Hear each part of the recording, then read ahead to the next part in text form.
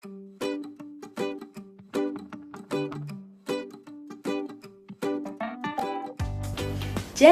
apa sih itu farmakokinetika?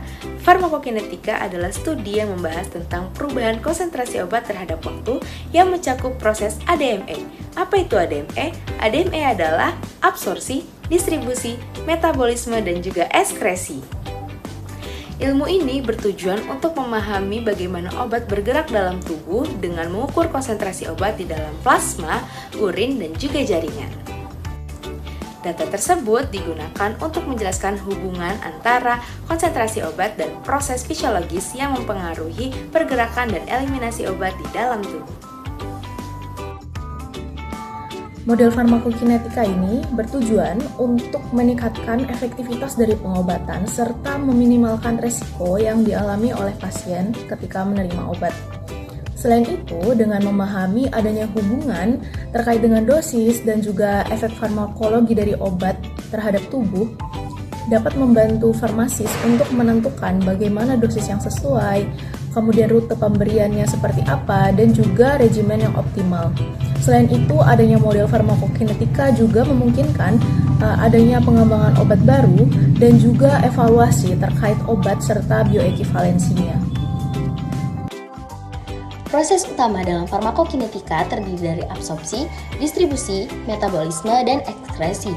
Absorpsi merupakan proses perpindahan obat dari tempat pemberian ke dalam darah, sedangkan distribusi adalah perpindahan obat dari darah ke jaringan tubuh. Eliminasi obat itu terdiri dari dua proses, yaitu metabolisme dan ekskresi, di mana obat dikeluarkan dari tubuh melalui urin, empedu, atau jalur lainnya. Proses-proses tersebut menentukan konsentrasi obat dalam tubuh dari waktu ke waktu. Farmakokinetika memiliki peran penting dalam penelitian dan pengembangan obat karena dapat memberikan informasi mengenai efektivitas dan keamanan obat. Data farmakokinetika digunakan dalam studi toksikologi untuk memprediksi efek toksik obat berdasarkan konsentrasinya di dalam tubuh. Selain itu, farmakokinetika juga digunakan untuk mengevaluasi bioekivalensi dan membantu menentukan apakah dua formulasi obat dapat dianggap setara dalam penggunaannya. Model farmakokinetika dibagi menjadi tiga, yaitu kompartemen model, psikological model, dan non-kompartemen model. Kompartemen model merupakan model farmakokinetika yang menggambarkan tubuh sebagai satu atau lebih kompartemen kinetik homogen. Kompartemen ini tidak selalu mewakili struktur fisiologis tubuh yang nyata, tetapi digunakan untuk menyederhanakan analisis pergerakan obat di dalam tubuh. Model ini terdiri dari one compartment model, two compartment model, dan multi compartment model, yang dimana distribusi dan eliminasi obat dianalisis berdasarkan perpindahan obat antara kompartemen, dengan eliminasi biasanya terjadi di kompartemen pusat. Selanjutnya yaitu physiological model. Physiological model merupakan model farmakokinetika yang didasarkan pada data anatomi dan fisiologis tubuh yang sebenarnya. Model ini mengelompokkan jaringan berdasarkan karakteristik dari perfusi darah dan juga permeabilitas obat. Jenis model ini meliputi blood flow rate limited model, yang mana distribusi obat dipengaruhi oleh aliran darah. Kemudian ada juga membran permeation rate limited model, di mana distribusi obat dipengaruhi oleh kemampuan obat menembus jaringan membran.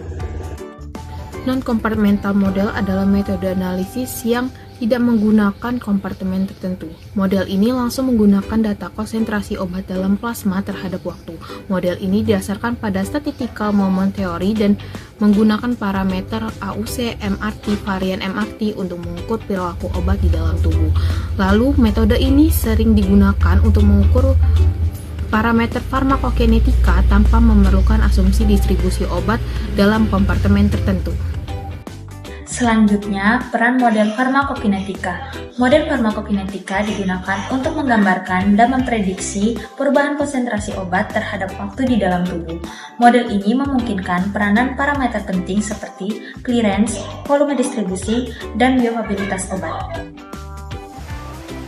Selain itu, model farmakokinetika membantu memahami hubungan antara proses biologis dan juga pergerakan obat, serta untuk mendukung pengembangan regimen dosis yang sesuai dan juga efektif.